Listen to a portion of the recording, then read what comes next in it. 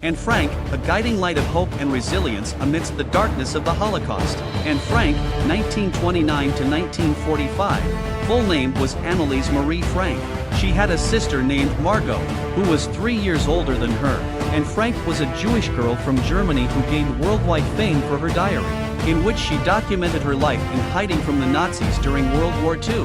She died in the Bergen-Belsen concentration camp, but her diary, the diary of a young girl, has become a symbol of the Holocaust's human tragedy and a testament to the enduring power of hope and resilience.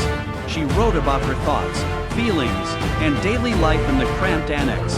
Her diary entries are known for their vivid and introspective writing, and they provide a unique perspective on the Holocaust.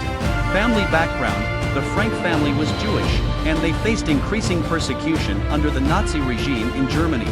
In 1933, the family moved to Amsterdam, Netherlands, to escape the anti-Semitic policies of the Nazis. Legacy: Anne Frank's diary has been translated into numerous languages and has become one of the most widely read and influential books in the world. It offers a poignant and personal account of the Holocaust and has played a significant role in educating people about the horrors of that period in history.